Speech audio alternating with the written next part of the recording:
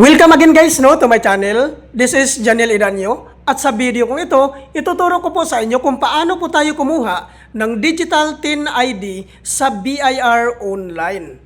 Sundan nyo lang po ang vlog ko na ito guys para po alam nyo kung paano po tayo kumuha.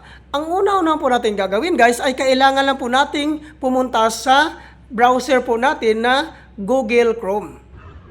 Ayan. So, i-search lang natin ang oros.bir.gov.ph. So, i-click lang po natin yan. Ayan. So, ngayon nandito na po tayo sa, sa BIR online registration.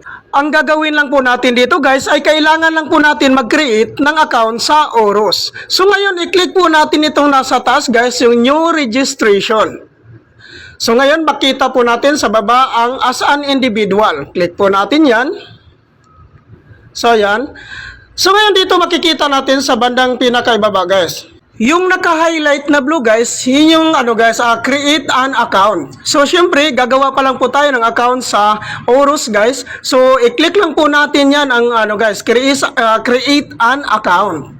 So ito po yung mga terms of service guys ni BIR no. So syempre napakarami po niyan. So wag na lang po natin basahin yan. So magdiretsa na po tayo dito sa box. Click lang po natin yan. I-accept na po natin ang term of service ni ni BIR. So pag once na-click lang natin yan, click lang natin tong agree. So once na-click na po natin yung agree guys, so i-click lang po natin itong taxpayer. Itong box na to. Dito po sa bandang ibaba guys, makita po natin ang with existing TIN. So ibig sabihin guys, yung meron po mga TIN number po, ang pwede lang dito. So i-click lang po natin yan. So ngayon, itatype po natin dito ang ating TIN number. Kailangan isulat po natin ng buo dyan guys ang TIN number po natin, which is yung 9-digit number. So mababasa naman po natin sa baba na TIN should be maximum 9 characters long. So which is 9-digit lang naman po talaga yung TIN number po natin. So pag once lagay na natin yan, so ilagay din po natin yung name po natin dyan. So like for example, so maglagay po ako ng isang example dyan guys. So itong Dubs. Then pag once na wala naman po kayong middle name, i-click nyo lang yon. So pag meron naman, so ito na lang pong gagawin nyo. So ilagay nyo lang po dyan. Ito po yung mga sample ko lang guys, no? Pangalan, middle name, then last name, then suffix name.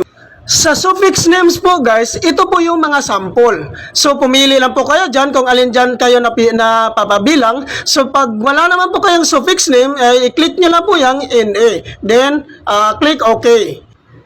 So ngayon, dito po sa bandang baba, makita naman din natin yung date of birth. So ngayon, i-type lang po natin dyan, like for example, so pag nalagay natin dyan, so click lang natin OK. Then, ilagay din po natin yung civil status po natin. So like for example, kung single kayo, so click lang natin OK. Then, proceed tayo sa baba. Ayan, so gender po natin, click po natin male, then click OK. Then sa baba naman po, dito naman po tayo sa email ad po natin.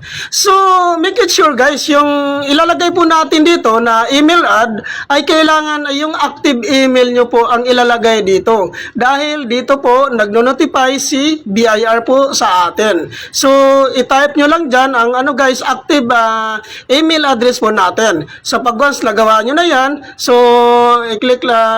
ngayon, i-click nyo lang yan, then, ilagay naman po natin dito guys yung password po natin. So gagawa po tayo ng password.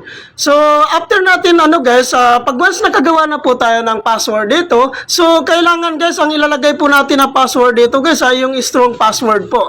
Dahil po ito yung para masisiguro po natin na maiwasan po natin na ma-hack po yung account po natin. So kaya kailangan natin ng strong password dito. So kailangan meron po tayo ditong upper at saka lower case. Then ito yung mga symbol guys, kailangan meron pong ganito.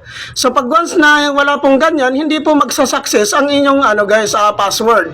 So ngayon, after nating nakagawa dyan, so click natin po yung box.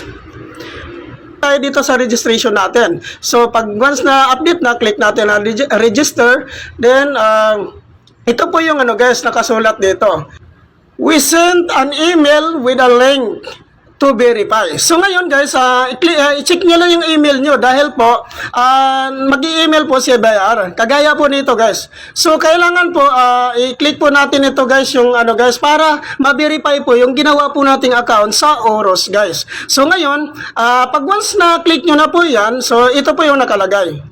Congratulations, you have successfully created an account. Please log in to continue. So i-click po natin yung okay. So ngayon ilalagay na po natin yung account guys dito sa Oros po. Dahil meron na po tayong account sa Oros guys. So ilagay lang natin dyan yung password po natin. Then click po natin yung box na yan. Ayan. Then click login. So ayan, nakapunta dito na po tayo sa account po sa Oros natin guys. So ngayon, dito sa baba makikita po natin get your digital TIN ID. So ngayon, i-click po natin 'yan, yung ano guys, yung naka-highlight na pula na 'yan. Ayan, click natin 'yan.